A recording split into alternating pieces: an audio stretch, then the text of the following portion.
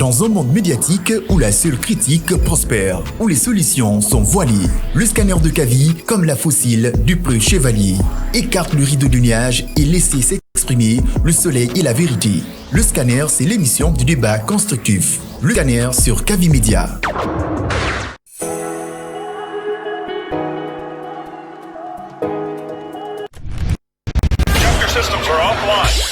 Le scanner, l'espace d'échange et de propositions communes, la réflexion pour le développement. C'est l'interactivité au service du développement. Retrouvez la 89.5 des 9h pour de longues minutes de débat avec Abdallah Kamara et son équipe. Avec le scanner, sans les coups de tonnerre, mais avec persévérance, l'actualité se plie au débat interactif. Le scanner sur Kavi Média.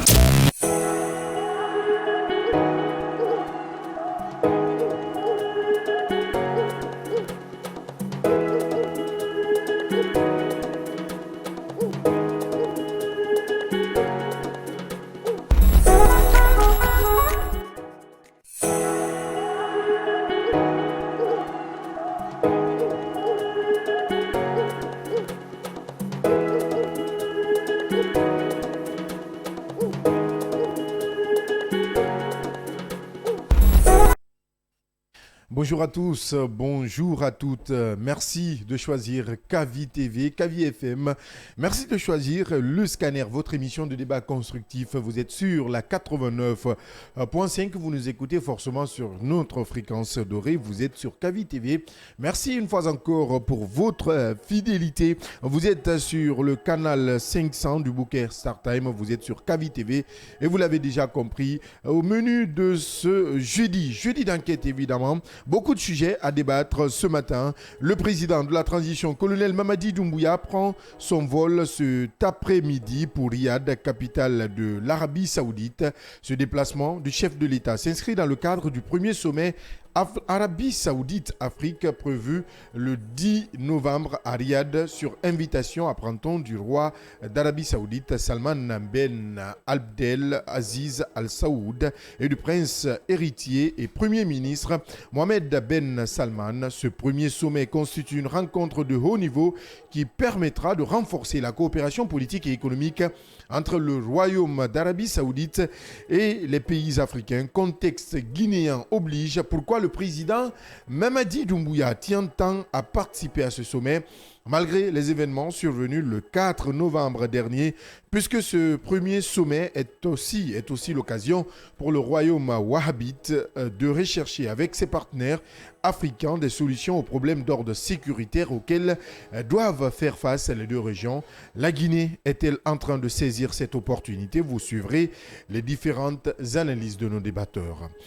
Claude Pivy est l'homme le plus recherché de Guinée. Pour preuve, 500 millions de francs guinéens. C'est la somme prévue pour tout citoyen pouvant fournir des informations exactes sur cet officier récemment radié de l'armée guinéenne et en cavale depuis le 4 novembre 2023. C'est le ministère de la Justice et des Droits de l'Homme qui en a fait l'annonce dans un communiqué publié hier. Le garde des Sceaux, Alphonse Charles White, instruit aussi les procureurs généraux de tout mettre en œuvre pour rechercher et recueillir auprès des citoyens toute information ou renseignement de nature à faciliter l'interpellation du fugitif. Cela en application de l'article 37, alinéa 1 et 2 du Code de procédure pénale. On en parle dans cette émission. Le scanner. Que dire du procès des événements du 28 septembre 2009 avec l'évasion de Claude Pivy, les audiences qui devaient reprendre lundi dernier au tribunal criminel de Dixine délocalisé n'ont pas démarré. On évoque le débrayage de 2 semaines des avocats suite à l'agression d'un avocat au TPI de Koya. Bien plus, faut-il maintenant renforcer le cordon sécuritaire autour du tribunal qui juge ces acteurs impliqués dans les événements du 28 septembre 2009 et soupçonnés de complicité dans l'attaque de la maison centrale de Conakry. La question vaut tout son pesant d'or et doit cependant interpeller les autorités de la transition. En attendant d'y voir clair, l'équipe du scanner propose quelques pistes pour la sécurisation de tous les acteurs impliqués dans ce procès historique. Rencontre entre le ministère de l'administration ou le ministre de l'administration du territoire et de la décentralisation, bref, le gouvernement et le mouvement syndical. Une légère augmentation a été obtenue au sortir de longues heures d'échange.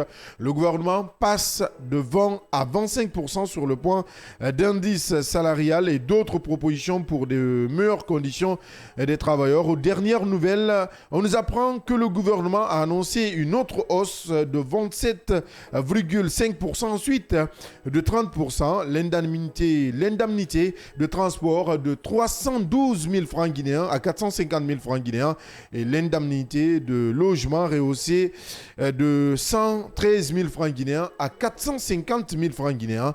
Des efforts, oui, mais les secrétaires généraux n'ont pris aucun engagement. Ils rappellent qu'ils doivent rendre compte à la base pour toute décision finale. La nouvelle est tombée vendredi dernier. Le directeur général du Centre national de surveillance et police des pêches, CNSP, a été suspendu de ses fonctions. Selon l'acte pris par la ministre de la Pêche et de l'économie maritime, Charlotte Daffé, Mohamed Bakary Keïta est suspendu pour faute lourde, sans aucune précision approfondie.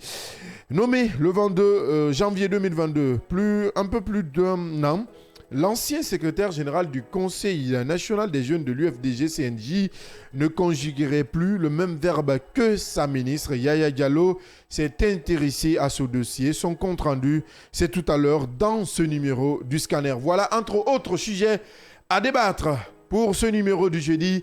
Installez-vous confortablement. Vous êtes sur le Média du Développement.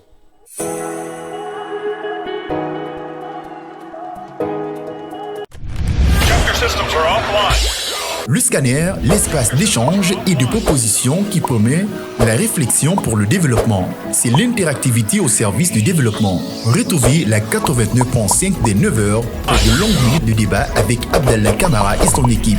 Avec le Scanner, sans les coups de tonnerre, mais avec persévérance, l'actualité se plie au débat interactif. Le Scanner sur Kavi Média.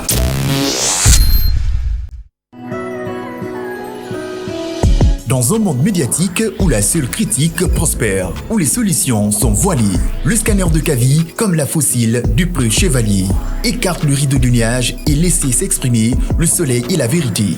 Le Scanner, c'est l'émission du débat constructif. Le Scanner sur Kavi Média.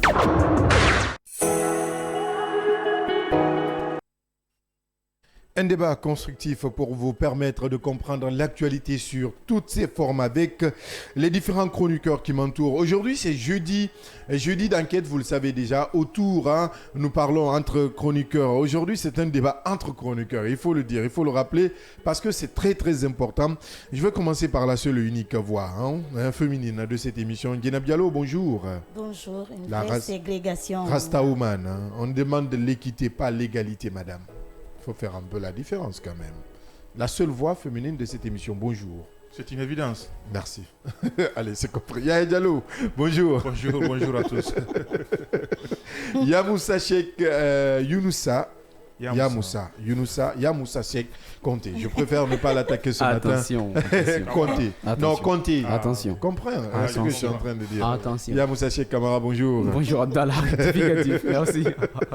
L'autre chroniqueur de cette émission, on parle de ce sujet tard dans la nuit. C'est un communiqué qui a été publié par la présidence de la République de Guinée, dirigé par le service de communication, évidemment, de la présidence de la République de Guinée, et dirigé par notre confrère ou ancien confrère, si je peux le dire, Moussa Moïse Silla. Lui, il n'est pas Kamara. Oui, il y a Moussa Chekonte Kamara, il y a Moussa Cheikh Kamara. On a suivi cette actualité. Je me posais cette question à l'entame.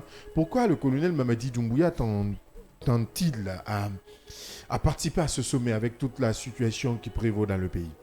Et vous l'avez fait dans le débriefing tout à l'heure. Ouais. Vous avez présenté le sommaire. Ouais. Et vous savez que le pays, d'ailleurs, un des objectifs de cette rencontre, c'est de se pencher et sur la situation sécuritaire de certains pays africains qui sont partenaires de l'Arabie saoudite, forcément. Et étant donné que la situation actuelle du pays craint beaucoup, nous savons qu'aujourd'hui, ce qui se passe avec, d'ailleurs, cette tentative d'évasion du côté de la maison centrale, et depuis cette situation, ces événements-là, les questions se posent sur la situation sécuritaire, non seulement sur le système sécuritaire du pays.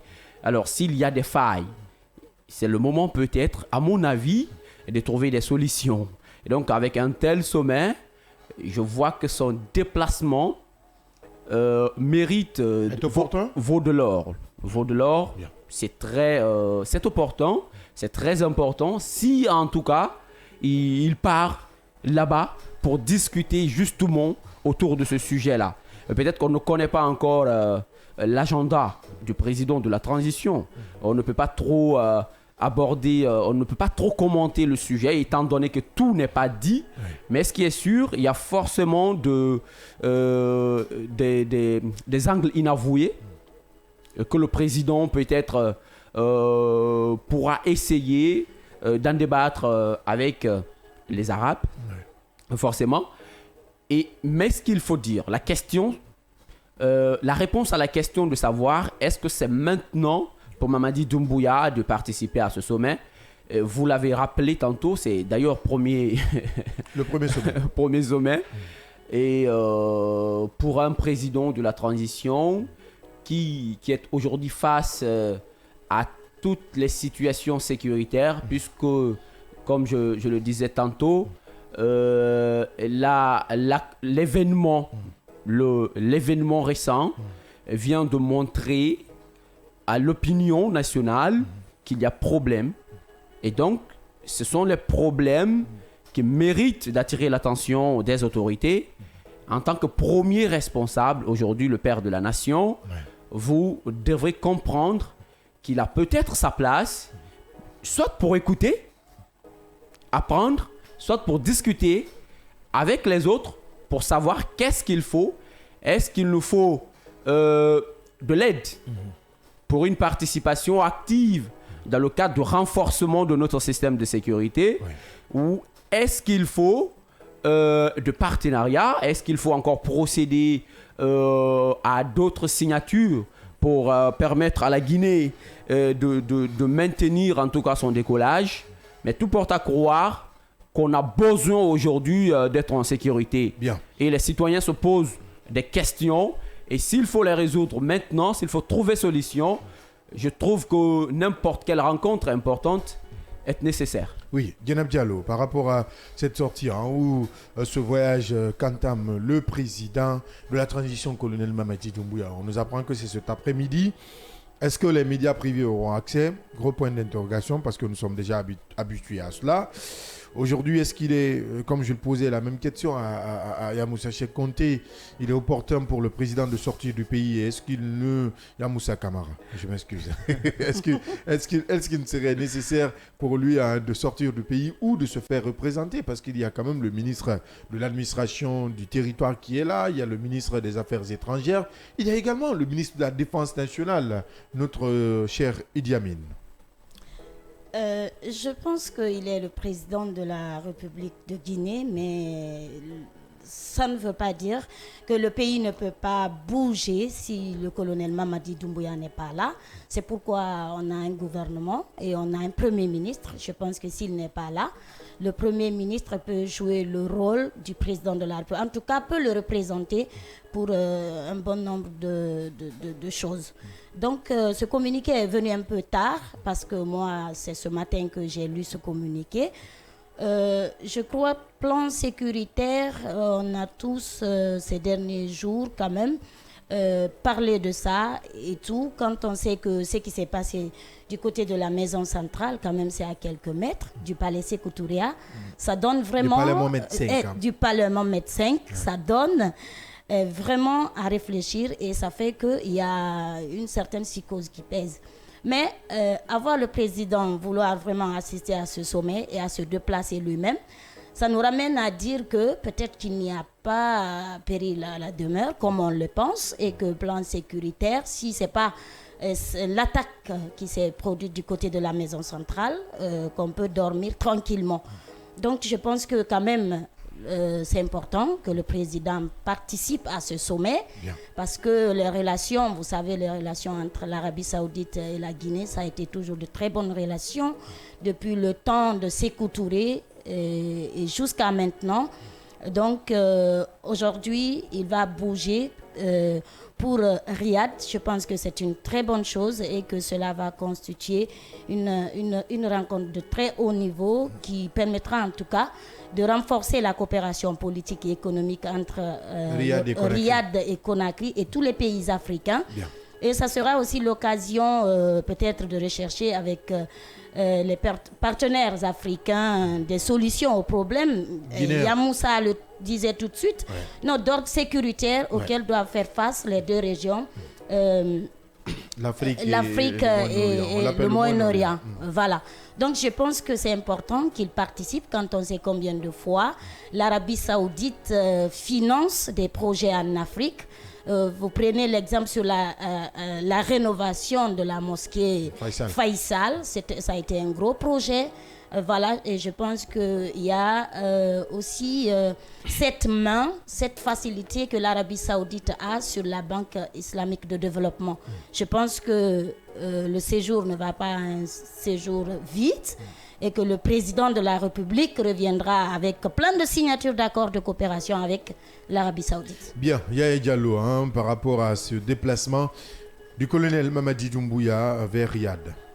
Oui, écoutez, je pense que c'est dans l'ordre naturel des choses. Les chefs de l'État ont à un certain niveau besoin au-delà de l'enjeu, puisque ce qui est important dans ces arts de sommets internationaux, chez l'enjeu, c'est-à-dire que en y participant, qu'est-ce qu'on attend au retour à l'issue de ces différentes discussions qui naturellement auront lieu au niveau de l'Arabie Saoudite. Donc je dois noter que premièrement d'abord l'Arabie Saoudite c'est dans le cadre de la présidence tournante de la Ligue arabe, c'est l'Arabie Saoudite qui préside à cette présidence. Et ce qu'il faut noter, c'est que l'organisation islamique aussi, qui devrait tenir son sommet au niveau de l'Arabie Saoudite aussi. Et je crois que ça suit son cours normal. Donc c'est une coïncidence de plusieurs sommets. Et vous vous rappelez très bien que la position de l'Arabie Saoudite par rapport à ce qu'elle qualifie elle-même de l'agression d'Israël contre le Hamas.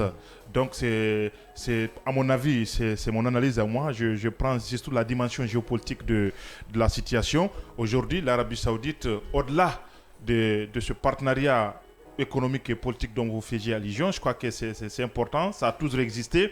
Tous nos chefs d'État, y compris le premier régime, ont eu toujours de bonnes relations avec l'Arabie Saoudite, en dépit de toutes les difficultés qu'on avait pu constater à un certain niveau. Mais je crois qu'à l'arrivée du président Condé, il avait essayé de renouer ça à travers l'ancien ministre de la coopération. Voilà, l'ancien ministre de la coopération, en l'occurrence. Le dernier? Non, l'ancien sous le CNRD, sous le CNDD, après sous Alpha Condé. L'arabophone là.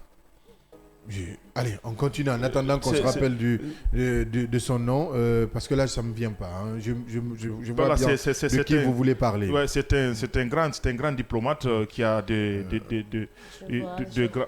grands diplômes dans le cadre de la connaissance, disons, islamique. Je crois que c'est lui qui avait conduit... Koutoubou Moustapha Sanon, merci. C'est lui qui avait conduit cette délégation. Je crois qu'à l'issue de ces discussions, beaucoup de promesses ont été tenues. Où en est-on avec cela? Et je crois que c'est une occasion pour le colonel s'il s'y rend. Parce que là-dedans, il y a Patrice Talon qui doit prendre part. Oui, Patrice Talon du Bénin. Il y a Oligui Nguema pour sa première fois aussi qui doit prendre part. Et l'enjeu, à mon avis, c'est pour faire adhérer à l'Afrique, disons, au projet de cette organisation arabique qui doit naturellement faire face à cette agression israélienne qui, aujourd'hui, encore une fois, suscite beaucoup d'interrogations quant à la quiétude mondiale. Parce que vous vous rappelez très bien que Téhéran a menacé quand même de répondre face à ce qu'il qualifie de provocation, surtout des États-Unis. Alors, la question que je me pose, comment se fait-il que l'Arabie Saoudite, qui est un grand allié des États-Unis par endroit et qui a des problèmes très sérieux avec l'Iran, puisque c'est vous vous rappelez très bien que c'est les dérivaux au niveau du Moyen-Orient. Comment l'Arabie Saoudite peut prendre une telle initiative de réunir tous les pays, tous les États d'Afrique, puisque de toutes les façons, que ça soit officiel ou pas, ça va se discuter de là-dedans. Vous vous rappelez très bien que l'Afrique du Sud a rappelé quand même un certain nombre de diplomates qui siégeaient au niveau de Tel Aviv. Je crois que ça, c'est une réalité. Donc, c'est pour toutes ces régions-là. Et je crois qu'il y avait eu assez de discussions à l'interne entre l'institution arabique et l'Union africaine pour que nous soyons, que nous arrivions à ces sommets-là. Donc, en ce qui concerne Mamadi Doumbouya ou les Africains, en général, puisque c'est de là qu'il s'agit aujourd'hui, moi je n'arrive pas à comprendre tout, puisque c'est devenu quelque chose de très banal. On prend tout un continent pour aller faire un sommet avec 2, 3, 4, 5 pays qui sont dans le cadre d'une coopération quelconque. C'était le cas de la Russie, c'est le cas de la France, c'est le cas de l'Allemagne, c'est devenu une coutume. Je crois que moi je n'arrive pas à comprendre. On est un continent. L'Afrique, on est comme des cobayes. Non, à un certain niveau, on nous utilise pour des essais. À chaque essai, il faut l'Afrique. À un certain niveau, moi je n'arrive pas à comprendre comment on accepte une telle bassesse. À un certain niveau, je crois qu'il faut que nous puissions prendre nos responsabilités. C'est vrai que la coopération, aussi longtemps qu'elle est diversifiée, c'est rentable, puisque pour les économistes, pour mieux profiter de ce partenariat ou de ces coopérations, il faut les diversifier. Il faut être ouvert à tous les partenaires et c'est important. Ce qu'on ne peut pas gagner avec la France, certainement on peut gagner avec l'Arabie Saoudite, puisque l'Arabie Saoudite, ce qu'il faut dire, c'est qu'aujourd'hui, quand vous prenez les États du Golfe, le Moyen-Orient et les Émirats arabes unis, quand vous prenez le Qatar, l'Arabie Saoudite aujourd'hui, c'est des États qui sont convoités par toutes les puissances au monde parce qu'il y a là-dedans des ressources que nous en aurons besoin. Et je crois que c'est important à un certain niveau que nous essayons de voir clair et de savoir ce que nous voulons. Je crois qu'en cela, on pourra avoir de partenariats qui seront applicables et qui vont nous permettre à un certain niveau de progresser dans tous les secteurs. Bien, certainement. Hein, on va suivre un peu le développement de ce sommet Arabie Saoudite-Afrique, comme l'a rappelé Yaya. On va voir quelles seront les grandes décisions prises de ce côté. En attendant, nous revenons en République de Guinée. Claude Pivy est l'homme le plus recherché de Guinée. 500 millions, tenez-vous bien, pour ceux et celles qui ont des informations. Je mets ça entre griffes exactes sur cet officier radié et en cavale depuis le 4 novembre 2023. Incroyable mais vrai, ça se passe en République de Guinée. La tête de Claude Pivy, mise à prix, Djenab Diallo. Oui, depuis hier, j'ironisais avec des amis. Je disais que moi, de mon côté déjà, j'ai commencé les recherches parce que 500 millions quand même de francs guinéens, c'est... vous prenez un tel risque? Tu parles de francs guinéens ou bien tu parles d'euros? Parce que là, je ne te comprends pas. Je parle de 500... Un demi-milliard de francs guinéens. Non, je veux juste te faire comprendre que ça ne va pas te faire un bâtiment R+1. Donc, en prenant le risque... Je n'ai jamais touché quand même 500 millions, je te le rappelle. Bon, donc, je ne dirais pas que ça ne peut pas te faire un bâtiment R+1. J'avertis juste ceux qui sont en train moi, je ne veux pas d'R+. Cligner des yeux. Je veux même une bonne villa. À l'attention des Vernu Puvy, il y a quelqu'un aussi qui ici dans le studio qui veut tracer un peu la position de son papa. Allez. Donc, bonjour aux dégâts. Ne vous inquiétez pas, vous aurez votre part. Donc, je sais que le chef enquêteur peut bien apporter dans ça. Bon, il ne va pas se permettre, il le sait. Il connaît bien ce pays. Oui, Yenam. Mais lorsque j'ai vu ce communiqué, ça m'a fait un peu rire parce que je ne pensais pas qu'on pouvait arriver à ce stade quand même. Quand on a vu la façon dont les communiqués fusaient de partout, lorsqu'on a mis... du côté, en tout cas, des avocats de ces accusés-là, on disait que c'est eux-mêmes qui ont voulu se rendre parce qu'ils supposent être... c'est des enlevés. Donc, qu'on les a enlevés. Donc, pour moi, après quelques heures, on allait aussi nous annoncer, après les 3 autres, quand même, l'arrestation de Pivy.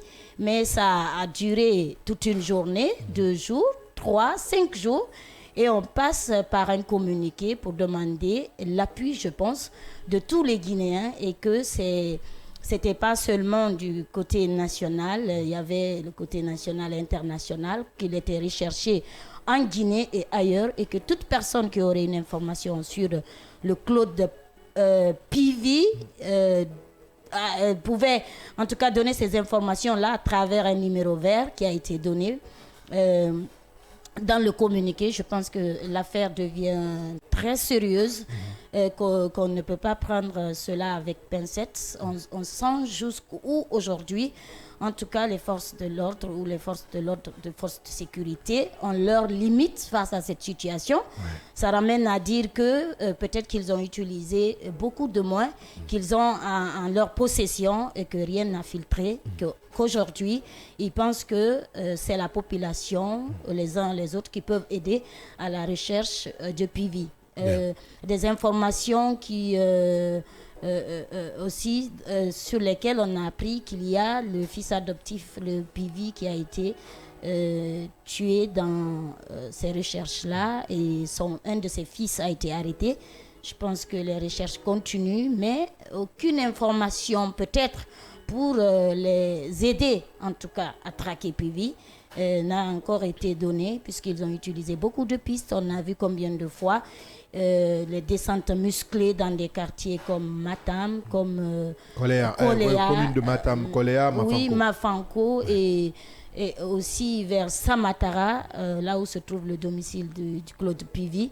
Je pense que c'est vraiment extrêmement difficile pour l'armée actuellement, parce qu'on sait que quand on parle de Claude Pivi, on ne parle pas de n'importe qui. C'est un homme qui à un certain moment quand même aussi était un homme, l'un des plus craints dans l'armée guinéenne. Donc je pense que ça a tout son pesant d'or de chercher vraiment à miser sur une somme peut-être pour le retrouver, parce qu'on se dit que si Pivi est en Guinée, il serait quelque part, et que les citoyens peuvent facilement le traquer, que l'armée, ou qu'il y a forcément une complicité quelque part avec les citoyens. Donc je pense, je ne pense pas que ce soit en tout cas la voie qui permettrait à retrouver Pivi. C'est pourquoi j'ai demandé tout au long de cette semaine, on est jeudi depuis dimanche, j'ai dit qu'il était important vraiment de se rencontrer, de rencontrer tous les acteurs qui pouvaient apporter quelque chose pour qu'on le retrouve, parce que ne pas le retrouver, ça pourrait freiner un peu l'élan du procès, quand on sait qu'il est un acteur incontournable. Il a été parmi les cerveaux, il serait parmi les cerveaux de ceux qui ont en tout cas perpétrer tout ce que vous savez le jour du 28 septembre 2009. Donc le laisser comme ça dans la nature, je pense que ça pourrait freiner, et que les victimes dans leur élan de voir cette justice aller jusqu'au bout pour situer les responsabilités aujourd'hui freinées. Donc nous demandons humblement à ce qu'on mette tout en œuvre pour qu'on le retrouve, qu'il soit en Guinée ou ailleurs, parce que quand même c'est important. Mais à écouter aussi un peu les avocats l'avocat de Claude Pivi, qui disait que Pivi voulait se rendre mais qu'il avait peur. Je pense que c'est important aussi un peu peut-être de passer par la voie diplomatique, de rassurer, et de passer par l'avocat, même de Pivi, même s'il nous fait apprendre c'est mal connaître le militaire. Qu'il ne communique pas avec lui. C'est mal connaître le militaire. Et tu penses que cette méthode ne peut pas aboutir? C'est très mal connaître le militaire. Et peut-être que dans ce studio, je ne vais pas vous rappeler un peu les formations suivies par Claude Pivi, mais après cette émission en off, je vous ferai voir qui est Claude Pivi réellement. Ils le savent, ceux qui nous écoutent.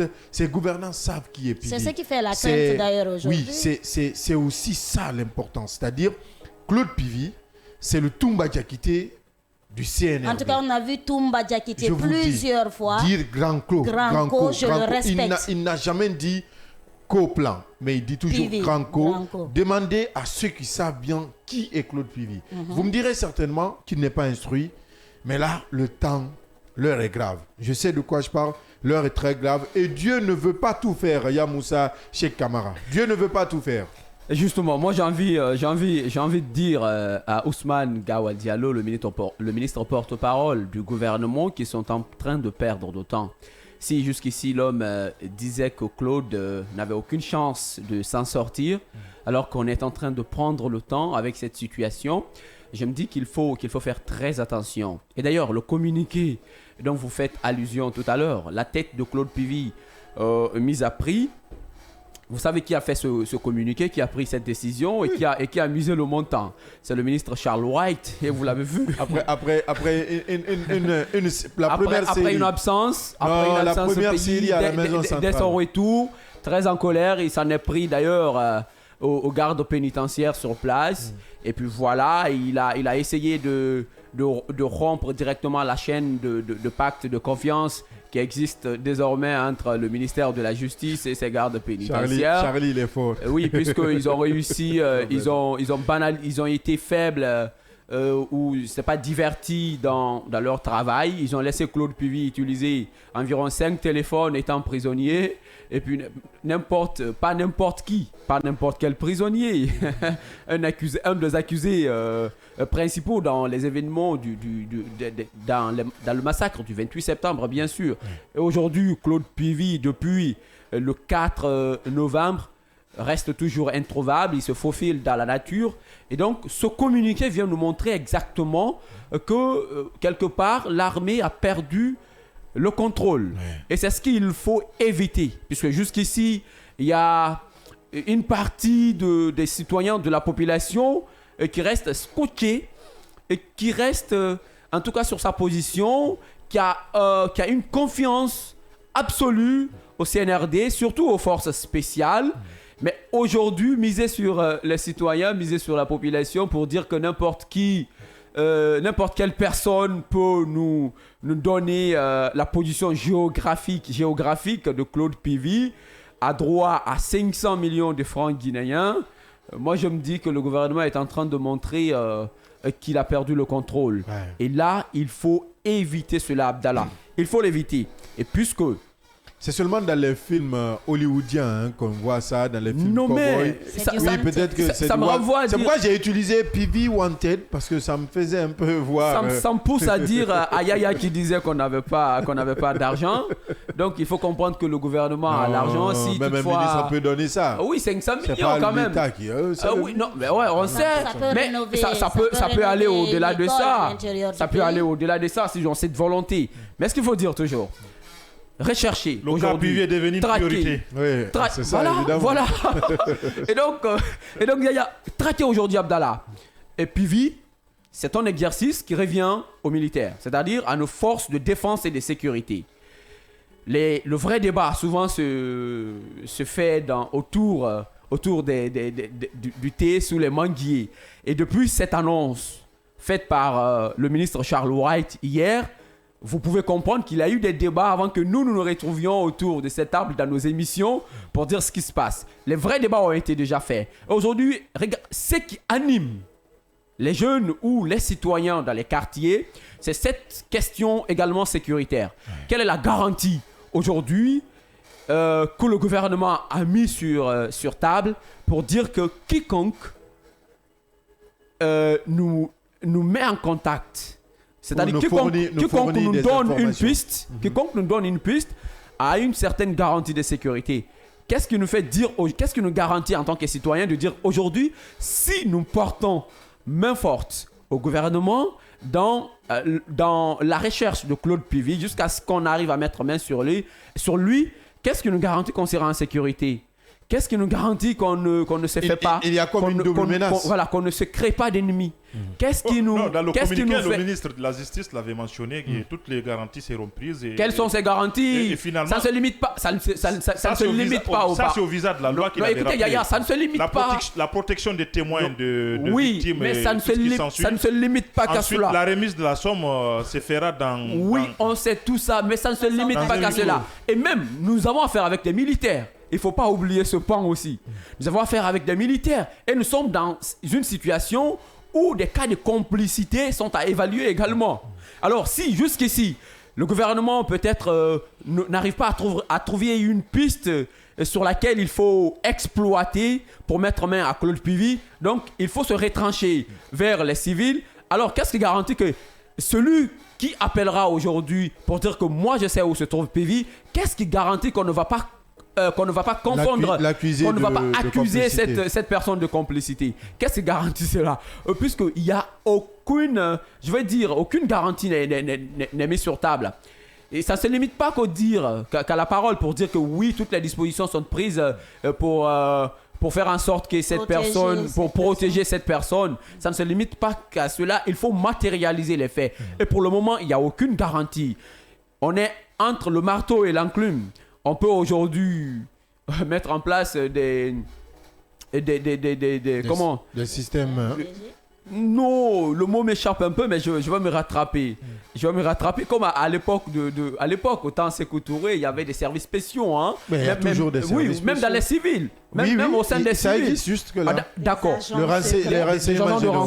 Voilà, des agents de renseignement exactement. Mais du côté des civils, surtout les simples citoyens lambda qui ne sont pas dans le coup, il faut vraiment s'inquiéter. Parce que les gens se posent des questions dans le quartier. Est-ce que si nous, par exemple, si vous arrivez à délocaliser, vous, Abdallah, aujourd'hui, puis qu'est-ce qui vous garantit? Je le dis, si vous appelez aujourd'hui, par exemple, vous contactez le ministère de la Justice. Pour toi, c'est cette crainte.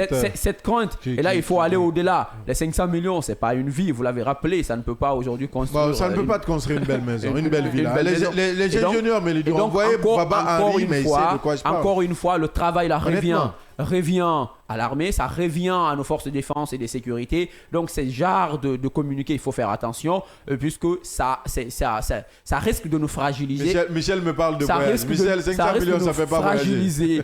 Ça risque de nous fragiliser. Non, ça ne fait pas voyager. Ça risque de montrer qu'on a perdu le contrôle. Bien. Encore une fois, ça risque de montrer que surtout cette armée a perdu le contrôle sur écoutez, Abdallah, c'est comme si on essayait à tout bout de champ de décourager un peu les gens. 500 millions quand même. Est-ce qu'on doit donner 500 millions à quelqu'un pour aider la nation? Si Claude Pivi est un danger, vous aurez des citoyens qui vont vous aider à 0 francs. C'est pas n'importe qui. Il y a des citoyens qui ont aidé à 0 francs. Quand même, ça a toujours existé comme ça. Il y a des services de renseignement. Il y a toujours on n'est pas dans un film de cowboy là. On est en non, mais il faut comprendre que la personne qui donnera des pistes ne sera pas la seule. Oui. Cette personne-là aura une famille. Il y aura des représailles. Et après, nous sommes à une période de transition. Ouais. Après le CNRD, il faut se poser les questions. Il y a des risques. Donc on doit augmenter la mise. Non, au-delà de la mise. Il faut aller au-delà de ça. La Guinée, c'est un pays où les secrets sont très mal gardés. Ouais. Tu en sais plus. Ouais. Allez, Yaya Diallo. Non mais écoutez, 500 millions pour la tête des Jean-Claude Puvis, ça sous-entend tout simplement qu'ils ont échoué et qu'ils n'ont aucune solution. C'est-à-dire que la solution, c'est-à-dire que c'est comme si vous poursuivez un voleur jusqu'à un certain niveau, vous n'avez plus la possibilité de mettre main sur lui et vous vous retournez, vous dites que celui qui mettra main sur lui aura une somme symbolique. Et c'est un peu cela. Vous l'avez dit, je ne sais pas si vous avez prêté attention, il y avait un de nos jeunes frères qui vit aux États-Unis. Il avait une somme ici à Conakry dans sa chambre, dans laquelle maison sa femme vivait. Et il y avait des amis qui venaient souvent, mais entre-temps, par négligence, un des jeunes là s'est accaparé des 100 millions, il est parti. Et celui-ci dit que celui qui aura retrouvé ce monsieur-là aura 10 millions. Ça ressemble un peu à cela, quoi. Ouais. C'est-à-dire que c'est l'expression la plus aboutie de l'impuissance de l'État face à ce cas-là. Et vous savez, qu'est-ce qui fait mal aux autorités aujourd'hui? C'est pas le fait que Puvis s'est évadé, mais c'est parce qu'il a défié toute une armée. Ouais. C'est ce qui fait mal. Aujourd'hui, il a mis à nu l'incapacité ou les limites, le manque de formation de ce qu'on appelait par ailleurs l'élite au niveau de l'armée, les forces spéciales. Donc ça fait mal et vous voyez très bien il met à nu toutes les réformes entamées par le ministère. C'est très grave. Oui, donc ce qui fait qu'aujourd'hui, au-delà de tout ça là, il est devenu un véritable en-tête, comme vous l'avez dit. C'est l'ennemi numéro 1, c'est l'ennemi déclaré de l'État guinéen, de ces autorités-là. Donc au-delà de tout ça là, je crois que l'enjeu aujourd'hui, c'est vrai qu'on met en avant la tenue ou la sérénité ou la poursuite du procès du 28 septembre, ça n'a rien à voir avec. L'enjeu aujourd'hui, c'est parce que c'est lui qui a pu quand même sortir de la prison avec tout ce que nous connaissons, s'échapper et depuis là, rien n'a signalé. ça sous-entend que ce monsieur est capable de faire mieux ou pire que ça. Aujourd'hui, c'est là où se trouve le débat. Donc, puisqu'en dépit de tout ce qu'on a pu constater aujourd'hui, ces fuites et quelquefois même ces dérapages inacceptables de nos forces de défense et de sécurité, s'attaquer à des innocentes personnes à la recherche d'un individu ou d'une personnalité, je m'excuse du peu, ça sous-entend tout simplement aujourd'hui... on est sous l'ère du CNRD, du CNDD, où on s'attaquait aux gens, on partait, Vous vous rappelez... Les mêmes causes produisent les mêmes effets. Vous vous rappelez de cette vieille qui avait témoin du côté de Coléa. On vient, ils ont trouvé, on ligote les gens comme ça, on brûle des coups, et puis finalement, qu'est-ce qu'on fait? On fracture sa main. Pour quelle fin? Pourquoi? Est-ce que Pivi se trouve à Coléa? Non, mais c'est quand même, il faut à un certain niveau, il faut que ces gens l'arrêtent là, à un certain niveau. Aujourd'hui, il ne faut pas mettre les gens en danger. C'est lui qui vous a défié. C'est lui qui a défié l'État. Je crois que ce n'est pas un individu ou des personnes qui peuvent vous aider à retrouver ce monsieur-là. C'est vrai qu'à un certain niveau, ça se fait dans les autres États. Ce qu'il faut rappeler, c'est que dans les autres États, notamment là où il y a le terrorisme bas de l'aile, ça se fait. Et puis, voilà, donc on met tout le monde à contribution. La presse, les partis politiques, les organisations de défense des droits de l'homme, tout le monde pour essayer encore une fois de mettre main sur les terroristes. Mais aujourd'hui, encore une fois, le problème est que Pivi est devenu une véritable menace pour la stabilité et la sérénité de ces autorités-là. Donc moi, je suis de ceux qui pensent encore une fois que c'est une peine perdue. Et ce qu'il faut dire, par ailleurs, en ce qui concerne le ministre Charles Light, vous savez que c'est un ministre qui aujourd'hui a perdu complètement l'honneur. Et il est en train de se rattraper parce qu'à un certain niveau, j'apprends que des sources sûres qu'aujourd'hui, encore une fois, le courant ne passe pas entre lui et le président. Parce que tout simplement, pour le président, s'il y a eu cette évasion, ça s'est dit dans les couloirs, c'est parce qu'il y a ce qu'on appelle une négligence notoire au niveau de la maison centrale. Et cette négligence, c'est ce qu'il décrivait dans la vidéo qui est devenue virale sur les réseaux sociaux, en s'en prenant aux responsables pénitentiaires au niveau de la maison centrale. Et le président sait très bien que, même si c'est à l'occasion de l'an 2 du CNRD que ce tournoi a été organisé, mais c'était une occasion, encore une fois, de s'aimer le bordel au niveau de la prison. Oui. Et les 5 téléphones qui sont retrouvés, ou 4, puisque nous avons vu 4 téléphones. Non, c'est 5, plus le téléphone qui file. Pourquoi il dit 5? Ok. Tu comprends maintenant? Ok. Les 4 sur la table, plus le 5e qui filme. Peut-être le 5e téléphone, parce qu'on ne sait pas qui filme. Non, il a parlé de 5 téléphones. Se retrouver au sein de la maison centrale. Pivi en a 4, il y a une autre personne qui a le 5e téléphone. Donc c'est pour autant dire que... il y a quelque chose qui a attiré mon attention. Pivi, dans la vidéo ici, il a alerté. C'est en ironisant, mais il a alerté là. Oui. Il dit, nous, on est là, on se prépare. On n'a pas lu entre les lignes. Entre les lignes. Oui. On se prépare. Mais c'est comme si Pivi avait voulu, à cette époque, s'adresser à quelqu'un. Avec des codes qu'ils utilisent peut-être dans l'armée. Il faut aussi aller au fond. On a amené les prisonniers à être sûrs d'eux. Parce qu'à travers, d'ailleurs, vous avez souligné... Mais il y a une communication de l'armée, une communication non verbale. Oui, vous avez souligné un peu tout à l'heure l'organisation du tournoi au sein même dont Toumba et Dadis ont parrainé les événements. Et voilà, vous avez vu la déclaration de Pivi dans la vidéo. Ouais. Il a même considéré la prison comme un stage. Nous sommes en stage. Ouais. Voilà, nous sommes en stage. Ça veut dire qu'on s'exerce, nous faisons du sport. Il a fait quelques démonstrations. Mais ce qu'il faut dénoncer encore en plus, Abdallah, c'est cette chasse aux sorcières que Yaya a soulevée tout à l'heure. Vous avez vu? Aujourd'hui, le peuple est terrorisé à travers cette descente, des différentes descentes musclées des forces spéciales qui veulent aujourd'hui montrer qu'ils ont le contrôle alors qu'ils ont perdu le contrôle. Ça ne sert à rien d'encercler tout le quartier pour s'en prendre à terroriser des pauvres citoyens, pour s'en prendre à tout le monde, aux paisibles citoyens d'ailleurs, et venir ligoter des gens qui ne sont au courant de rien, cibler un ancien quartier d'un ancien président, d'ailleurs de la République. Il faut que ça cesse. Alors aujourd'hui, ce qui se passe, des cas de mort sont signalés un peu partout, même si on a du mal aujourd'hui à avoir des informations claires, mais il faut comprendre que ça ne va pas du tout et qu'il y a des choses horribles qui se passent en off. Et à travers cette situation-là, d'ailleurs, la colère la colère noire de Charles White face aux responsables pénitentiaires. On a compris d'ailleurs si quelque chose ne va pas entre lui et le président. Mais oui, ceux qui ont démantelé le réseau, ceux qui ont démontré les failles de notre système sécuritaire, on a compris. Et aujourd'hui, il faut craindre, puisque PV n'est pas seul. Bien. Il est accompagné par le commando et qui est toujours dirigé par son fils, Verny. Ouais. Et d'ailleurs, c'est l'homme aujourd'hui. PV, c'est vrai que le gouvernement mise sur sa tête, mais l'homme aujourd'hui qu'il faut rechercher et qu'il faut craindre, c'est son fils, parce que c'est lui qui a... Mais pour le moment, ce n'est pas avéré, attention. Oui, pour le moment, rien ne prouve que c'est lui. Rien ne prouve. Mais le gouvernement pris pour cible son fils. Ouais, son fils ne veut rien dire. Hein.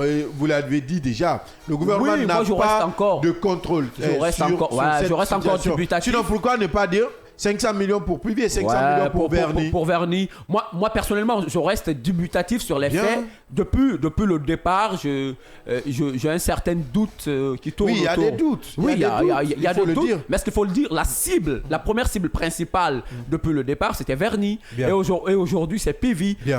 Comme pour dire exactement que la situation n'est pas maîtrisée, elle n'est pas contrôlée, mais que l'on arrête de terroriser le peuple de Guinée. En tout cas, on en sait des choses et on préfère les garder pour nous-mêmes, pour la sécurité de l'État. Beaucoup de choses se sont passées le 4 novembre 2023. Dites-le ou dites-les, certainement que le peuple comprendra. Nous sommes dans le scanner. Tout à l'heure, on parle de cet autre sujet. C'est la sécurité du procès des événements du 28 septembre. Nous passons au peigne fin, le dispositif installé autour du tribunal criminel de Dixine, délocalisé. C'est tout à l'heure dans cette émission Le Scanner.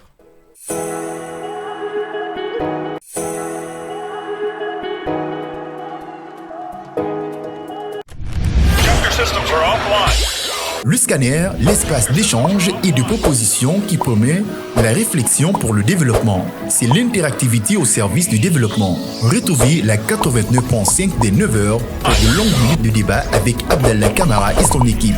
Avec le scanner, sans les coups de tonnerre, mais avec persévérance, l'actualité se plie au débat interactif. Le scanner sur Kavi Média. Continuez avec vos différentes réactions sur notre page officielle. Si vous êtes sur Facebook, c'est le groupe Kavi Média. Vous nous suivez sur notre site d'information siaminfo.com. Vous pourrez écouter cette émission ou la regarder en direct via notre site d'information que je vous suggère vivement, puisque vous aurez toutes les dernières informations de ce côté ou télécharger nos différentes applications sur Play Store et sur App Store.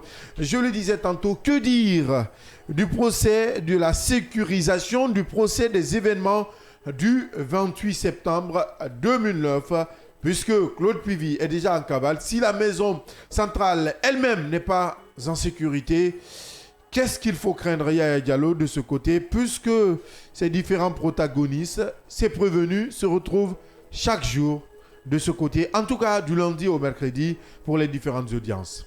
Je crois que c'est devenu crucial. Je crois à écouter les organisations de défense des droits de l'homme, que ce soit les organisations internationales, la FIDH, Human Rights Watch, excusez-moi, c'est des termes qui... Human Rights Watch. Ouais, c'est ça, je comprends. Allez, vas-y. Ouais, mais j'ai bien prononcé quand même. C'est très bien prononcé. Merci. Voilà, l'OGDH et la VIPA, oui. La VIPA de Damas Mao et tant d'autres organisations quand même ont manifesté leur inquiétude face à la sécurité ou à la poursuite tout au moins du procès des événements du 28 septembre. Parce que toujours est-il qu'aujourd'hui, il y a des gens qui ont témoigné à charge, il faut dire, contre ce prévenu-là. Et donc, le risque aujourd'hui, est-ce qu'il n'y aura pas de représailles de ce côté-là? Parce que toujours est-il qu'aujourd'hui, il n'y a pas eu ce qu'on appelle Dijon, il n'y a pas eu de prise... Enfin, il n'y a pas eu ce qu'on appelle des réformes à l'interne qui peuvent permettre à un certain niveau de pouvoir, disons, rassurer ces prévenus-là. Donc, ça suscite encore une fois le débat. Je crois que le dernier à intervenir sur ce sujet-là, c'est le président Lousseini Fall, qui a clairement dit aujourd'hui tous ceux qui ont témoigné ont besoin d'être naturellement sécurisés parce que plus rien ne rassure aujourd'hui quant à l'intégrité physique de ceux qui ont pris le courage sur eux de venir à visage découvert témoigner sur un certain nombre de choses. Quand même, c'est assez dangereux. Vous voyez très bien qu'à un certain niveau, il y a certains accusés, au moment où ils pensent qu'ils sont en train d'être petit à petit dit ce qu'ils peuvent, il y a des témoins qui viennent et qui les enfoncent. Et puis voilà, donc je crois que ça frise ce qu'on appelle de la provocation. Et encore une fois, il y a ce qu'on appelle ces tiraillements qu'on peut constater entre les avocats et de la partie de la défense, je veux dire, et certains témoins, ceux qui suscitent encore une fois des interrogations quant à la bonne conduite de ce procès-là. Ce qu'il faut dire au-delà de tout ça, là, ce sont ces magistrats-là. C'est vrai que depuis longtemps, on avait flanqué à chacun de ces magistrats-là un dispositif de sécuritaire qui peut leur permettre d'être sereins dans l'exercice de leur métier. Mais je suis de ceux qui pensent encore une fois que là où on n'a pas épargné l'État dans sa globalité, je crois que ce n'est pas ce procès-là, encore une fois, qui rassure les uns et les autres. Connaissant bien la sécurité ou le cordon sécuritaire Yaya Diallo de ce tribunal, je crains beaucoup. Je connais bien, j'ai fréquenté ce tribunal, j'ai couvert ces audiences pendant un peu plus de 8 mois. Je sais ce qui se passe de ce côté. Côté sécurité, ça ne va pas de ce côté, il faut revoir le format. Je sais de quoi je parle, je sais bien de quoi je parle. Avant de reprendre ces audiences, il faut assurer la sécurité, verrouiller cette zone, carrément quadriller la zone, sinon rien n'est sûr. Je sais de quoi je parle, je sais effectivement de quoi je parle. Vous savez, peut-être dans la préparation de l'émission hier, vous l'avez constaté, le sujet ne figurait pas. Oui. Mais après, j'ai échangé avec quelqu'un. Est-ce que je dois le nommer? Non, je ne vais pas le nommer, la personne qui m'a dit, attention Abdallah, j'aimerais bien prendre la parole chez vous, mais je crains quelque chose, c'est qu'aujourd'hui, je ne me sens plus en sécurité. Je suis aujourd'hui très inquiet d'avoir pris la parole à visage découvert. Depuis 2009, je reste dans mon coin, j'évite de prendre la parole parce que je craignais ce scénario. Et ce scénario est arrivé. Aujourd'hui, qui sait combien d'éléments, peut-être qui ont participé à ce massacre, sont dans la nature? Est-ce que je ne fais pas de rapprochement? Certains de ces éléments ne se retrouvaient pas dans le coup de l'attaque pour éviter que ce procès n'aille à bout. Absolument. Pour éviter que la vérité n'éclate. Aujourd'hui, à la maison centrale de Conakry, peut-être après cette émission, on va essayer de joindre quelqu'un qui te dira que ça ne va plus entre les 3 qui ont été arrêtés. Oui, ça ne va plus entre eux. Absolument. Quelqu'un a trahi quelqu'un ou quelqu'un a trahi ses amis.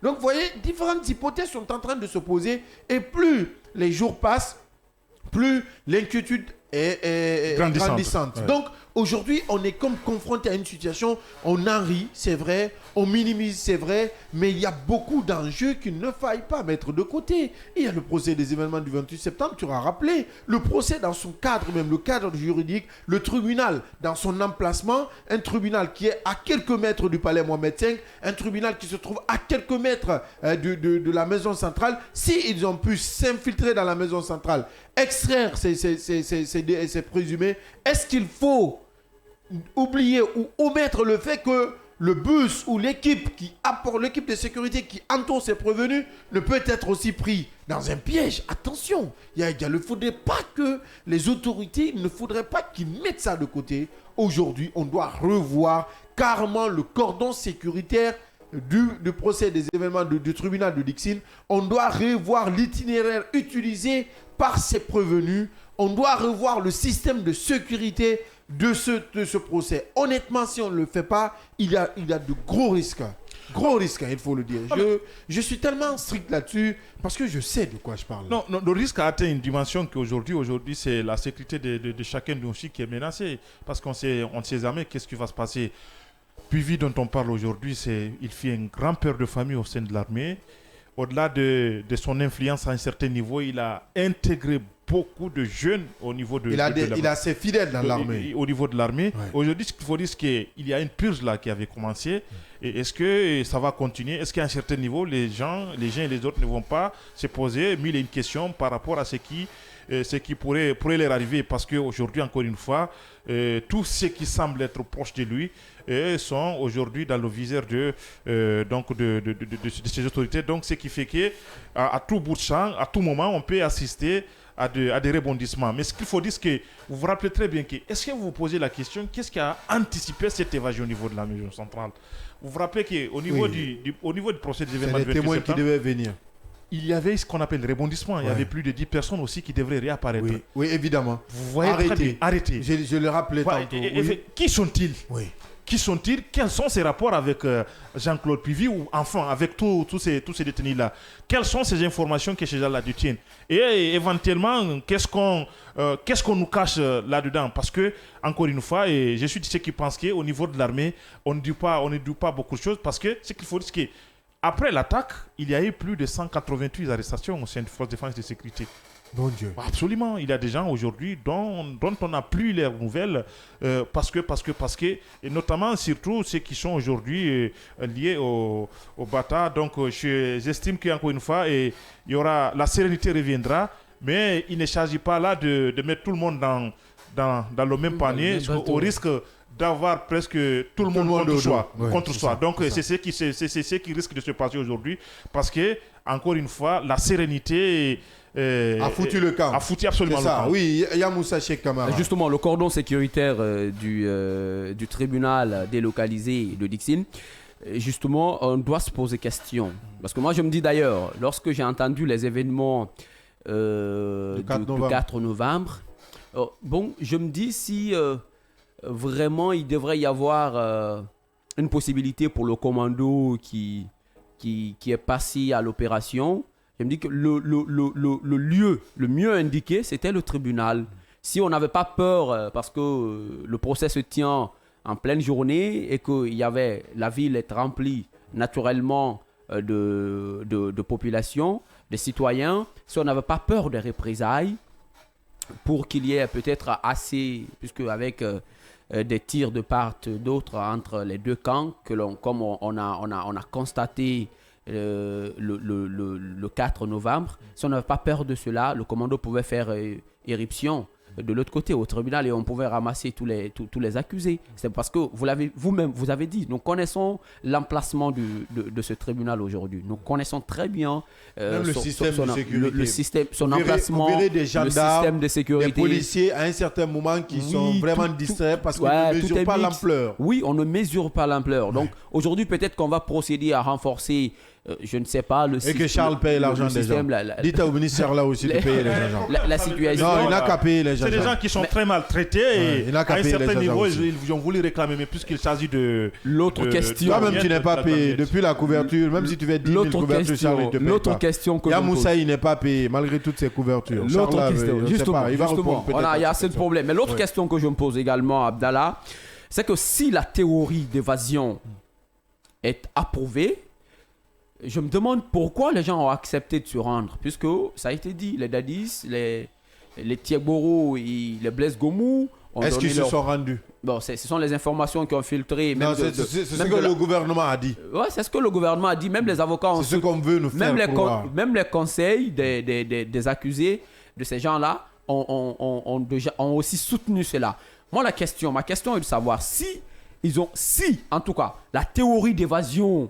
Ils étaient complices, comme accuse le gouvernement, et qu'ils ont accepté de s'y rendre, alors qu'il y a un fugitif qui se faufile dans la nature, que l'on a du mal à retrouver.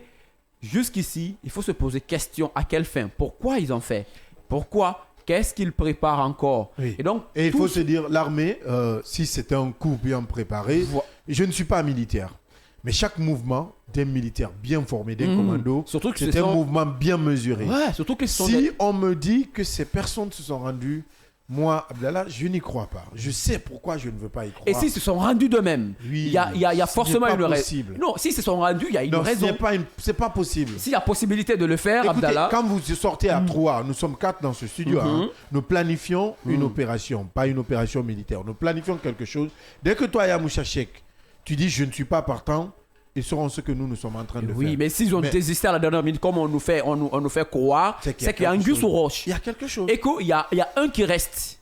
Il y a un qui reste et qui craint. Combien de fois c'est facile de dire Yamoussa Cheikh Conté m'a appelé en tant qu'avocat. Yamoussa Cheikh Camara, m'a appelé. Il m'a appelé pour me dire qu'il s'est échappé. Mais écoutez, les appels téléphoniques sont tracés. Quand vous échangez avec quelqu'un, déjà, on peut vous localiser. On dit après, il était sur une moto, il revenait sur notre position. Bon Dieu de bon sang de Dieu.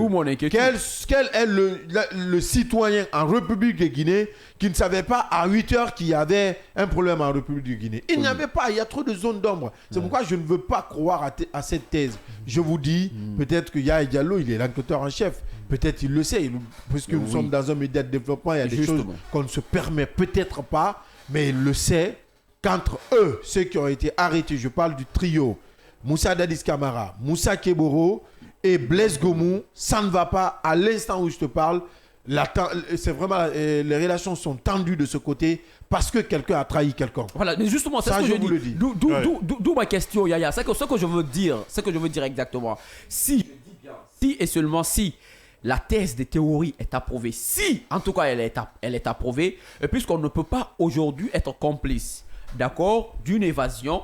C'est que si on a réussi à quitter la maison centrale, c'est qu'on était partant. On était partant. Alors, si, arrivé à un certain périmètre, on essaye d'alerter les autorités pour donner notre position, entre guillemets, c'est que le retour là n'est pas simple. Il y a quelque chose encore qu'il faut craindre, puisqu'il y a quelqu'un qui reste encore en cavale.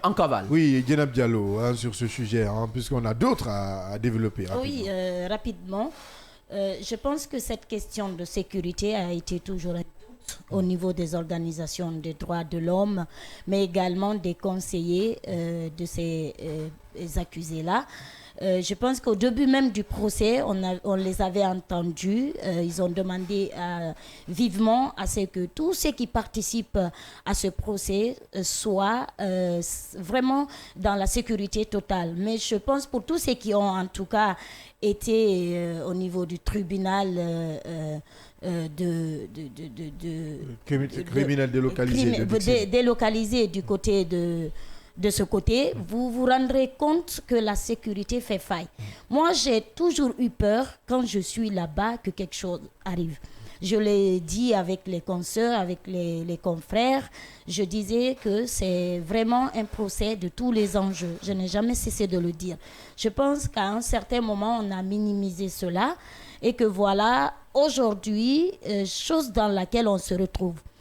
Vous pensez qu'après tout ça, il y a des témoins, pas des moindres, qui devront passer devant le tribunal. Est-ce que ces gens-là pourront désormais avoir le courage de venir là et dire tout, surtout quand il s'agit d'une personne qui n'est plus en prison et qui peut très facilement atteindre soit à leur vie ou à la vie de leur famille. Je pense que cela peut vraiment entraver le cours normal du procès parce que vous l'avez tout de suite rappelé ici qu'il y a quand même eu de nouvelles dénonciations et suite à cela, des enquêtes ont été menées, de nouvelles personnes ont été arrêtées, inculpées et ont été renvoyées devant, en tout cas, le tribunal de Dixine pour une ordonnance qui devait se faire le 30 octobre. Donc, subitement, on voit 4 personnes s'évader parce que, jusqu'à preuve du contraire, je ne peux pas croire qu'on nous parle, je ne sais, d'enlèvement ou de quoi. Parce que si, en tout cas, vous continuez à vous informer de fur et à mesure que des informations tombent, vous vous rendrez compte, comme vous l'avez dit, que c'était vraiment un complot entre 4, mais que quelque chose a très mal tourné Et voilà aujourd'hui où on se retrouve. Je pense que l'État a sa part de responsabilité. Bien, c'est déjà compris. Nous tournons vers ces négociations tripartites. Hier, le gouvernement a rencontré le mouvement syndical de 20%. On parle de 30%, Yamoussa Cheikh Kamara, d'une indemnité de transport qui passe de 312 000 à 450 000 francs. Et pour le logement rehaussé de 113 000 à 450 000 francs guinéens. Des efforts, certes, du gouvernement, mais le mouvement syndical qui ne dit pour le moment pas oui. Oui, l'État a attendu à ce que le mouvement syndical passe à la vitesse supérieure pour brandir un préavis pour déposer d'ailleurs un préavis de grève pour dire que oui, les choses sérieuses doivent commencer. Ouais. Et donc, vous allez comprendre que le point d'achoppement depuis 3 mois de ces négociations tournait autour de l'augmentation de la valorisation du point d'indice. Du point d'indice salarial. Ouais. Et donc, c'est là. L'État était resté au niveau des 20%. Et qu'il avait dit que c'était le point nodal, mais il a fallu que le mouvement syndical montre ses muscles pour dire que non, une grève générale peut-être illimitée n'a pas sa raison d'être. Ouais. Alors, 25% de propositions contre 20%, je crois que c'est une avancée, c'est un grand pas déjà franchi par le gouvernement, mais vous savez, en matière syndicale, il n'y a pas une décision urgente. Ouais. Donc, il faut se retourner. Il faut faire des comptes à la base, puisque ce sont ces gens-là qui décident. Nous l'avons vu en début de semaine. Non, c'était avant-hier d'ailleurs, à la Bourse du Travail.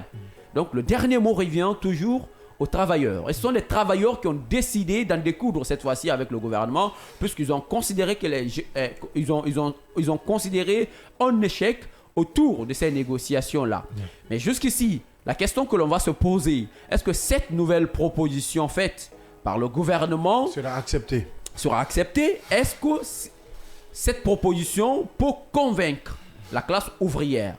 Et puisque le jour de la dernière Assemblée générale, je crois que la volonté qui animait les travailleurs, c'était 50%. Ouais. Alors on disait que si le gouvernement accepte donc les propositions de 100% faites par le mouvement syndical, le gouvernement prend 50, le mouvement syndical lâche 50. Et là, si cela est fait, c'est-à-dire la grève est passible d'être avortée. Bien. On ne peut pas faire appel à une grève. Alors si cela n'est pas fait, je me demande s'il y a encore possibilité de convaincre les syndicalistes de renoncer à leur volonté d'aller en grève. Bien. 25%. Et c'est vrai, le ministre Mori Kondé accompagné... On parle même de la dernière évolution, on parle de 30% maintenant. De 30%. Le gouvernement qui est passé à 27,5%, ensuite à 30%. À 30%. Puisque les négociations se sont poursuivies, il faut le rappeler, jusqu'à 2h du matin. Jusqu'à 2h du matin. 2h du matin. Oui, Yaya Diallo, par rapport à cette main tendue, une fois encore, du gouvernement guinéen, si on peut le qualifier, ce geste de main tendue, aujourd'hui, est-ce que vous estimez que le gouvernement, le mouvement syndical va céder au moins... j'ai l'impression que la mauvaise foi est en train de changer de camp. On verra très bien que ce qui va se passer, qu'est-ce qui va se passer au niveau de ces organisations syndicales. Mais tout est-il que le gouvernement, à mon avis, a montré jusqu'où il veut quand même, il est capable de satisfaire à un certain niveau les revendications de ce travail, puisque c'est de là qu'il s'agit aujourd'hui. Au niveau de certains points qui ont quand même connu ce qu'on appelle une évolution, vous l'avez rappelé ici, de 312 000, nous sommes passés à 450 000, de 113 000, nous sommes passés à 450 000. C'est beaucoup. Voilà. Puis il y a d'autres secteurs aussi qui vont connaître ce qu'on appelle d'autres évolutions. Je crois que puisque les secteurs ne sont pas liés, au niveau de la mine, au niveau de BTP, au niveau d'un certain nombre de secteurs, mix et tout, et je crois que ça demande ce qu'on appelle des études spécifiques avec les spécialistes qui connaîtront éventuellement des évolutions. Je crois que sur cette question-là, et c'est ce que je vous l'avais dit ici il y a longtemps, j'ai dit, pour un premier pas, ce qui est acquis doit être donc pris en compte et éventuellement on continue de façon progressive de pouvoir aboutir à quelque chose. Mais ce qu'il faut dire, c'est que j'ai écouté un compte-rendu d'Ablaï Chaud, de la FESABAC, qui l'a dit, on ne décide rien. Mais de toutes les façons, les mêmes délégués, puisque ce sont eux les véritables leaders, c'est eux qui décident.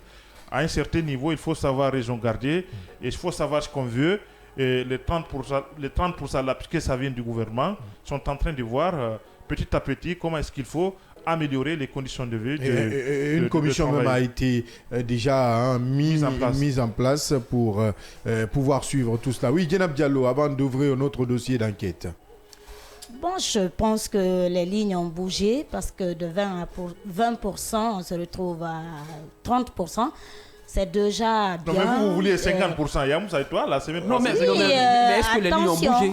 Attention, ce qui reste clair, 10%, c'est déjà assez. Moi, je me dis.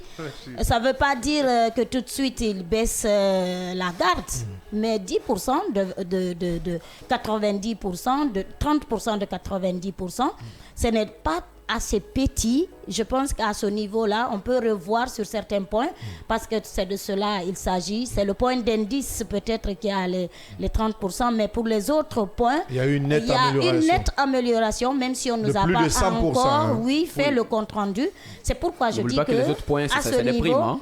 Oui, c'est des primes, mais des communications officielles n'ont pas été faites à ce niveau. Nous attendons qu'on nous donne aussi les informations sur ça.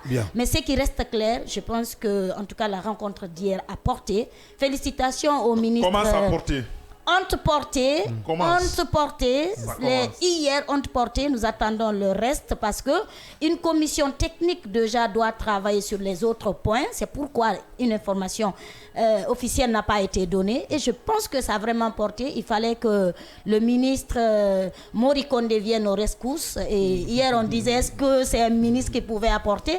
C'est vrai qu'il est un peu impulsif et tout, mais il a montré en tout cas cette bonne foi, cette volonté d'aller vite sur comment on appelle, sur en tout cas ces négociations-là, et c'est ce qui a donné les 10%. Une crise, je pense qu'on est déjà dans une crise, il ne faudrait pas qu'on en rajoute une autre. Bien, c'est déjà bien compris. Nous ouvrons notre dossier d'enquête et nous nous dirigeons au Centre national de surveillance et police des pêches, CNSP, dirigé par Bakary Keïta. Bakary Keïta, si vous vous rappelez, Mohamed Bakary Keïta était un membre influent de l'UFDG. Il était le secrétaire général du Conseil national des jeunes de l'UFDG il y a quelques mois, nommé en janvier 2022. Aujourd'hui, il est suspendu. Et ce, depuis vendredi dernier, c'était le 3 novembre 2023. Yaya Diallo, que se passe-t-il de ce côté? Oui, ce qu'il faut dire, c'est que au niveau de la décision de suspension de Bakary n'avait pas quand même mentionné un certain nombre de détails. Tout ce qu'on avait compris là-dedans, c'était la faute lourde. Qu'est-ce qu'on appelle faute lourde? Je crois que le développement n'a pas été expressement, disons, détaillé au niveau de ce communiqué-là. Donc on a essayé d'en savoir un peu plus de ce qui se passe au niveau du CNSP, qui était dirigé par Bakary, puisque jusque-là, suspendu, on ne sait pas s'il reviendra ou pas. Mais ce qu'on a dit, c'est que la décision de la ministre Charlotte Daffé n'avait pas mentionné, comme je l'ai dit ici, les détails sur la suspension du directeur général du CNSP. Mais selon une source très proche du ministère de la pêche et de l'économie numérique, il faut le dire, puisque... L'économie maritime. Maritime, merci. Ce qu'il faut dire, c'est qu'au niveau de ce ministère, il y a ce qu'on appelle des directions très importantes. C'est le CNSP et c'est la direction de l'économie maritime. Donc, la décision s'est remotivée, selon cet interlocuteur, par l'absence de Mohamed Bakary Keïta lors du passage du chef du gouvernement, en l'occurrence Dr Bernard Gomou, pour l'évaluation du ministère de la pêche et de l'économie maritime.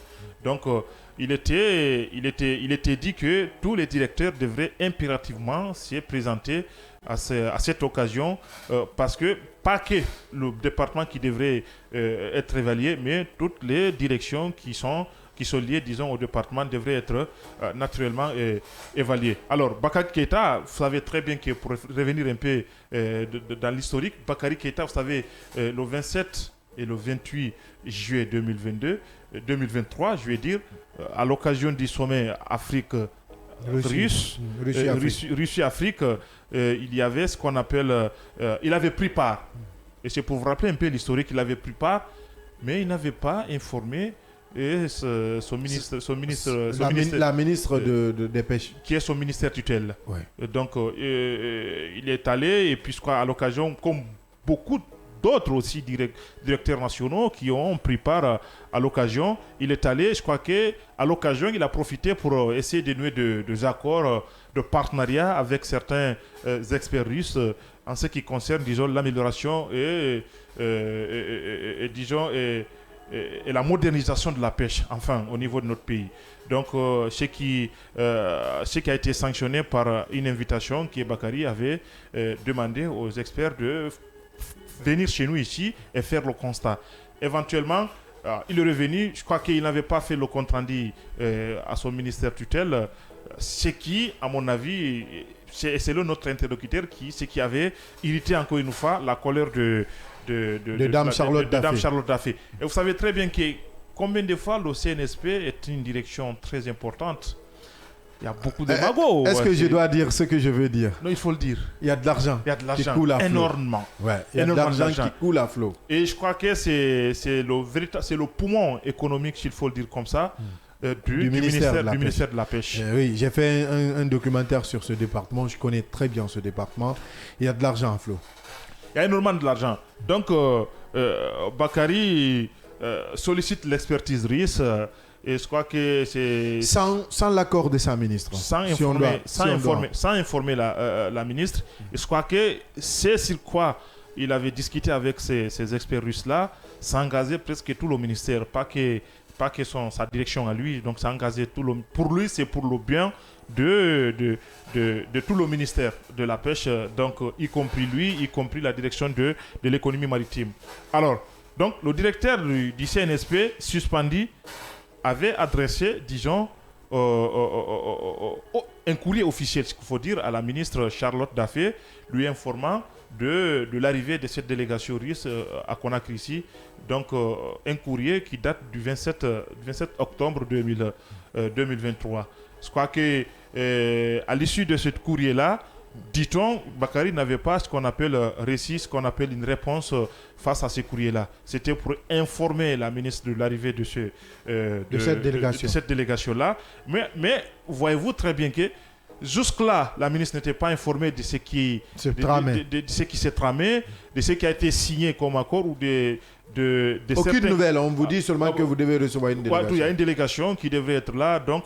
Et que dans ce courrier-là, ce qu'il faut dire, dans ce courrier-là, Bakary avait sollicité à ce que la présence tout au moins de la dame ministre pour qu'elle puisse échanger avec ces experts-là, éventuellement élargir ce partenariat-là au niveau du ministère lui-même, puisqu'ils sont venus ici, c'est par le canal de lui, Bakary. Donc, depuis ça... la ministre n'a pas répondu et puis la délégation, coïncidence calendaire ou pas, on ne sait pas, parce que la délégation est venue et ça coïncidait à cette évaluation du PM concernant presque tous les ministères. Alors, le PM vient, voilà, donc il demande la présentation générale de tous les directeurs des services concernés. Et il constate l'absence du directeur général du CNSP, pas que lui, ce qu'il faut rappeler, pas que lui qui était absent. Il y avait aussi une dame... Il n'était pas le seul absent. Parmi les directeurs, oui. Il y avait la directrice de l'économie, de la direction de l'économie maritime aussi qui n'était pas présente. Elle était en mission. Je crois qu'elle, pour son cas, c'était compréhensible parce que voilà, elle était en odeur de sainteté avec son ministère était informé. Avec sa patronne. Donc, je crois qu'elle s'était fait représenter par son adjoint. Et c'est ce que Bakary a fait. Et Bakary aussi a désigné son adjoint. Comme quoi, et les experts russes là étaient là et qu'il fallait faire ce qu'on appelle un constat au niveau de certaines bases qui relevaient du CNSP. Donc, ils sont allés au niveau de Kalea et je crois que voilà. Donc, abandonnant, dit-on, cette évaluation. La question qu'on se pose, est-ce que Bakary l'a fait parce qu'à un certain niveau, ça se disait aussi, Bakary c'est le patron, mais du point de vue technique, il le maîtrise bien au niveau de la direction. J'ai appris ça des sources sûres. tout ce qui est technique, c'est son directeur adjoint qui fait, c'est lui qui s'y connaît et c'est lui qui maîtrise un certain nombre de choses au niveau de la direction. Mais tu sais, c'est presque comme ça dans toutes les directions en République de Guinée. Alors, les adjoints là sont plus, tu vois. Voilà, donc est-ce que c'était une façon pour lui de se faufiler pour ne pas faire face à une telle évaluation et qu'il arrive par accident d'avoir ce qu'on appelle une mauvaise note et qu'il se fait représenter par son adjoint? Est-ce que c'est toujours dans son insubordination considérée à l'égard de sa ministre qui continue? Donc le Premier ministre demande pourquoi Bakary n'est pas présent. Eh bien, la ministre a dit, bon, entre guillemets, c'est comme ça continue. Je crois qu'elle a recommencé l'histoire de ce qui se passe. Je crois que le ministre, séance tenante, avait demandé à ce que la dame puisse prendre sa responsabilité. Je crois que c'est cette responsabilité-là qui a été sanctionnée par cette... On m'apprend qu'en l'espace de 3 heures, il y avait déjà cette note de sanction déjà qui était faite. Non, mais absolument. 1 heure de temps après la réunion, je crois que tout était déjà prêt. Et ce qu'il faut dire, c'est que c'est le Premier ministre qui a demandé à Dame Charlotte de prendre sa responsabilité, et je crois que c'est ce qui fut fait, et Bakary a été suspendu de Mais est-ce qu'aujourd'hui il y a une crainte, Diallo, puisque vous êtes sur ce dossier, est-ce qu'il y a une crainte pour Mohamed Bakary de perdre sa place? Est-ce qu'il y a cette crainte qui plane? Non, mais ça s'est dit au niveau... Bon, une autre source aussi m'apprend que Bakary est fort de quelque chose, puisqu'il est parrainé au niveau de ce... de Palais Mohamed V? Pas que, mais il y a une grande figure de cette transition qui serait son parrain, avec qui il est très d'accord, et d'ailleurs qui souvent on lui fréquente, avec qui tout se passe bien. C'est son grand, entre guillemets, qui est... Voilà, donc... Est-ce que tu parles du Gorko? Non, je ne parle pas de ce dernier-là.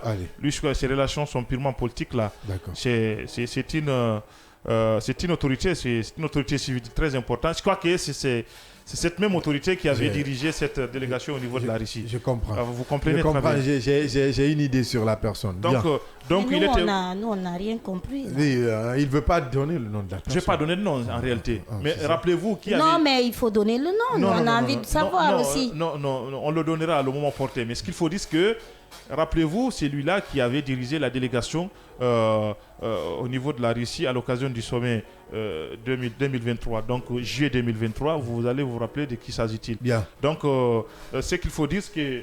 écoutez, ce qu'il faut dire, c'est que une autre source nous dit encore une fois que Bakary il avait au niveau de son courrier, ce qui crée un peu la dichotomie dans tout cela. Au niveau de son courrier, Bakary n'avait pas mentionné son indisponibilité quant à sa présence au niveau de cette évaluation-là.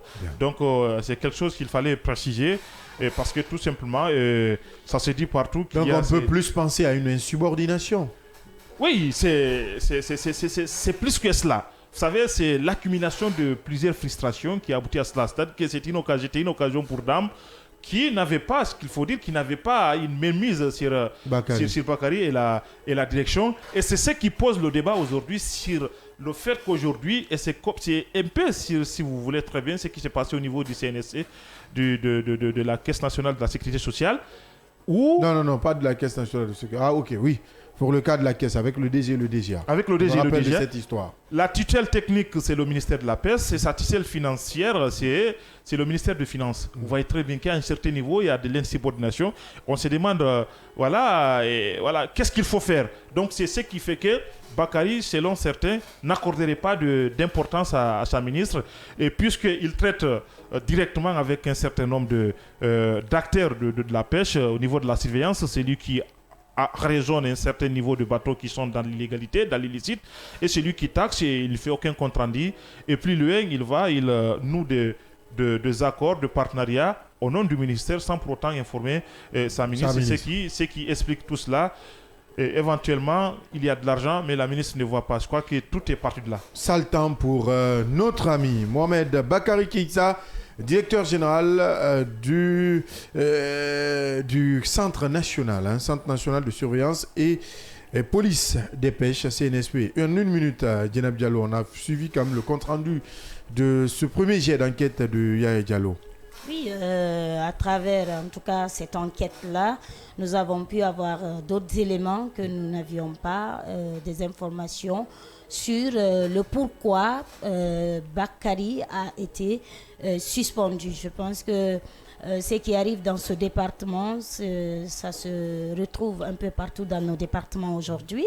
Il y a cette question de subordination, il y a ce clanisme, il y a beaucoup de mots qui gangrènent nos départements et qui font que l'économie guinéenne ne peut pas bouger, parce que si des personnes qui travaillent ensemble ne conjuguent pas le même verbe, si des personnes qui travaillent ensemble ne se parlent pas, c'est dans ce gouvernement où tu vois un directeur, un ministre qui ne parle pas avec son secrétaire général, qui ne parle pas avec son chef financier ou le chef de cabinet. Ou le chef de cabinet. Je pense que au-delà de ce qu'on appelle le personnel, on devait mettre le travail au-dessus de tout. Si vous avez des différends, si vous avez en tout cas des choses qui vous lient personnellement, vous pouvez mettre ça à côté pour que fonctionne correctement l'administration, mais fort malheureusement. C'est comme s'il n'y avait pas de règles, de principes, de conventions qui existent pour le bon fonctionnement de l'administration guinéenne. C'est quand même très, très inquiétant, et je pense que si ils sont arrivés à ce stade-là, c'est parce qu'il n'y avait pas une véritable communication entre la ministre et le directeur général du CNSP. Qui peut-être n'était pas en bon terme depuis un moment avec la ministre. On ne sait pas exactement quel est le véritable problème. Nous devons plutôt chercher à savoir, approcher peut-être le département, la ministre et tout, savoir est-ce que les rapports étaient bons, est-ce que le rapport de travail était vraiment bon, parce que c'est de cela il s'agit ici. S'il a été sanctionné et que la sanction elle est venue même du Premier ministre, pas d'elle, c'est qu'il y avait préalablement quelque chose en amont qui existait. Oui, Yamoussa Cheikh Kamara, rapidement, en 1 minute. Et justement, sans se leurrer, Bakary a fauté. En tout cas, si nous nous basons sur la présentation faite par Yaya tout à l'heure, on ne peut pas quand même se comporter comme ça vis-à-vis de sa ministre. Et donc ça nous montre exactement à quel niveau il y a ces problèmes depuis que Charlotte Daffé est à la tête de ce département, parce que vous avez suivi même lors du défilé des ministres devant les conseillers nationaux, c'est la seule ministre qui était venue dire que ces cadres ne sont pas du tout formés, qu'il y a un manque à gagner. Elle l'a dit devant les conseillers nationaux. Alors si aujourd'hui on peut se rendre en Russie et faire des voyages sans que sa ministre ne soit informée, il y a problème. Mais d'abord, selon les explications de Yaya, il y avait problème déjà avant même le déplacement de Bakary. Il est parti en Russie, on ne savait pas, sans informer sa ministre, sa patronne. Exactement. Pourquoi partir d'ailleurs? Donc, il y avait déjà des problèmes depuis cette évaluation des ministères. Alors, si le ministre lui-même constate les faits, le Premier ministre, et qu'il ordonne à ce que la ministre prenne ses responsabilités, d'où la décision suspendant le directeur général du CNSP, moi, je crois que la décision elle est responsable, vu en tout cas le contexte et tout ce qui nous a été dit par Yaya. Bon, la question c'est de savoir est-ce qu'il va revenir ou pas. Gros point d'interrogation. Bien, merci Yamoussa Cheikh Kamara, l'autre chroniqueur de cette émission, Le Scanner. Merci Abdallah. Merci Djenab Diallo. Merci à vous Abdallah. Merci à Diallo. Merci pour cette enquête évidemment. Merci à l'équipe technique du jour conduite par Oumar Diallo. Idiba à la régie radio nous ont accompagné Mamadou Diallo, Kandé Sanko à la régie télé. C'était notre sorcier Vabako Ivogi, Melika Sitaouteye, Kassanso, Robert Kourouma et Salif Bangoura, infographie Traoré Ibrahim. Alpha Taïboussila était du côté de la production à la réalisation, l'infatigable Michel Wamono. On se reprend demain. Demain, c'est vendredi de développement avec des acteurs du développement. Des sujets d'actualité viendront également s'ajouter au débat. D'ici là, prenez soin de vous et restez en compagnie des programmes du groupe Kavi Média, le seul et l'unique média de développement en République de Guinée. Au revoir.